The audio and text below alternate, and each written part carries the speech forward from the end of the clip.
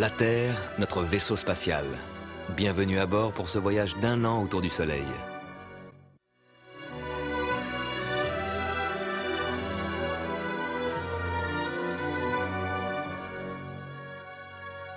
C'est vrai, on tourne autour du Soleil, mais pas sur un cercle, sur une ellipse.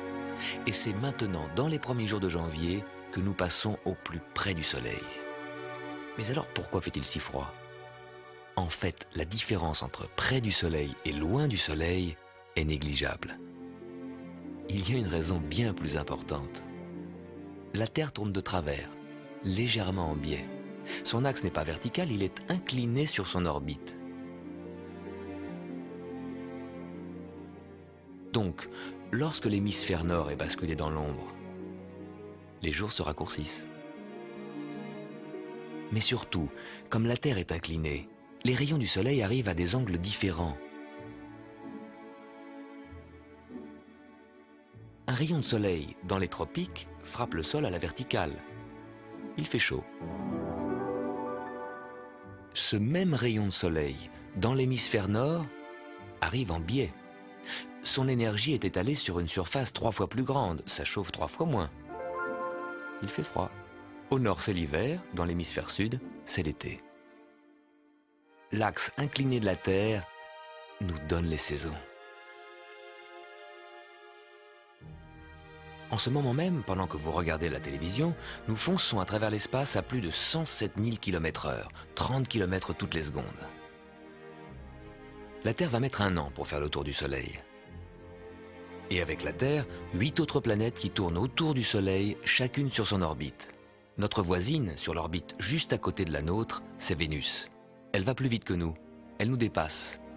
C'est la planète la plus brillante, celle qu'on voit le mieux. Parfois le soir, parfois le matin.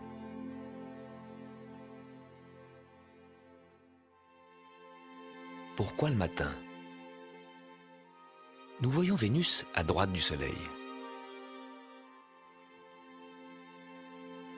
Vu de la Terre, voilà ce qui se passe le matin. Nous voyons la portion du ciel où se trouve Vénus. Vénus apparaît à l'horizon bien avant le Soleil, quand il fait encore nuit et que le Soleil, à gauche, est encore en dessous de l'horizon. Voilà pourquoi, dans cette position, nous voyons Vénus le matin, à l'aube. Puis la Terre continue de tourner, le Soleil apparaît, il illumine le ciel et on ne voit plus ni les étoiles ni les planètes.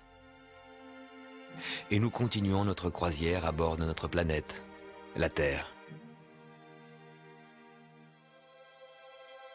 Sur l'orbite prochaine, à gauche, la Terre a une voisine qui va plus vite, qui fait du 125 000 km/h, qui nous double. C'est Vénus. On l'appelle l'étoile du berger, mais ce n'est pas une étoile, c'est une planète. Quelle est la différence entre les planètes et les étoiles ? À première vue, on ne voit pas de différence. Pourtant, les étoiles rayonnent, comme notre Soleil, et les planètes ne rayonnent pas, mais renvoient la lumière du Soleil. Elles font partie de notre système solaire, elles sont proches. Les étoiles, elles, sont très loin. Nous ne pouvons pas les atteindre. Voici Sirius, à côté d'Orion, une des étoiles les plus proches. Même cette étoile si proche est trop loin pour nous. Si notre vaisseau spatial Terre quittait son orbite pour sortir du système solaire et se diriger vers Sirius, toujours à notre vitesse de croisière, il nous faudrait 80 000 années pour l'atteindre. Alors que pour Vénus, à la même vitesse, il suffirait de 16 jours. 80 000 années pour Sirius, 16 jours pour Vénus. C'est la différence entre l'univers lointain des étoiles et notre système solaire avec ses planètes, toutes proches.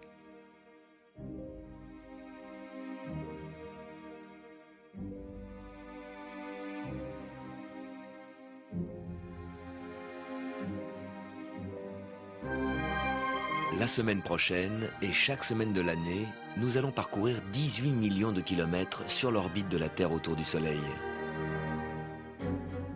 Pendant tout ce voyage, nous sommes accompagnés par notre satellite, la Lune. Elle met 4 semaines pour faire le tour de la Terre. Elle nous présente chaque soir des croissants différents. Pourquoi la Lune change-t-elle d'apparence ? Et le clair de lune qui nous est si familier, d'où vient-il? Et la lune, d'où vient-elle? Nous vous le montrerons au cours de ce voyage.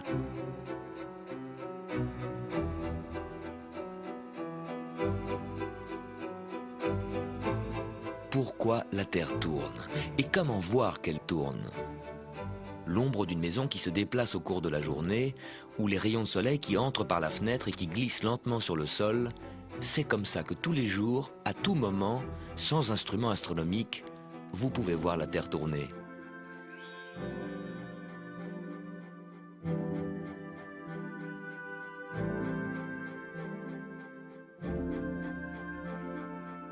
La Terre tourne vite ou lentement, suivant où nous sommes. C'est à l'équateur que ça tourne le plus vite, 1600 km/h. C'est là, à Kourou, en Guyane, et dans le sud des États-Unis, à Cap Canaveral, qu'on lance les fusées dans l'espace. Parce que les 1600 km/h que la Terre ajoute à la vitesse des fusées, c'est déjà autant de gagné.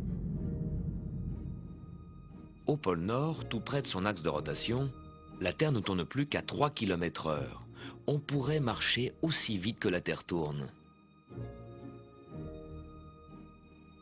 Et dans l'hémisphère sud, pourquoi nos amis australiens ne tombent-ils pas dans le vide? Grâce à la force d'attraction de la Terre. Elle fut découverte au XVIIIe siècle. Une pomme serait tombée sur la tête d'Isaac Newton, qui alors se demanda pourquoi? Parce que la masse énorme de la Terre attire la petite masse de la pomme. Et pourquoi alors la Lune ne tombe-t-elle pas sur la Terre et la Terre dans le Soleil? Newton nous le dira au cours de ce voyage. Nous vous montrerons les étoiles. L'une d'entre elles, l'étoile polaire, se trouve dans la prolongation de l'axe de la Terre. Durant toute la nuit, le ciel et les étoiles semblent tourner autour de cette étoile polaire qui, elle, reste immobile. De tout temps, ce fut un repère fiable. Pour Christophe Colomb, qui naviguait vers les continents inconnus, et pour les Égyptiens qui érigèrent la Grande Pyramide.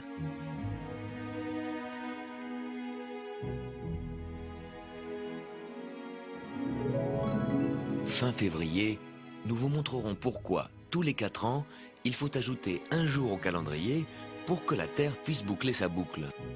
Ainsi, tous les 4 ans, nous avons une année bissextile, qui a 366 jours.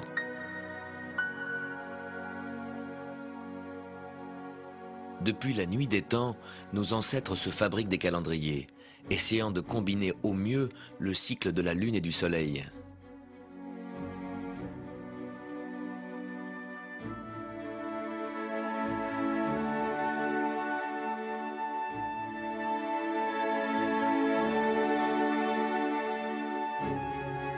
Parfois, Lune et Soleil se rencontrent. Le deuxième week-end de mars, il y aura une éclipse du Soleil en Sibérie. Mais nous vous la montrerons ici. L'ombre de la Lune tombera sur la Terre. Au fur et à mesure que la Terre avance sur son orbite, la ligne où le Soleil tape à la verticale monte vers l'équateur. Le 20 mars, ce sera le jour où le Soleil sera à la verticale de l'équateur. Ce sera l'équinoxe. Et pour l'hémisphère nord, ce sera le début du printemps. Et au bout d'1 an, quand la Terre reviendra où nous sommes aujourd'hui, vous verrez le monde avec des yeux nouveaux.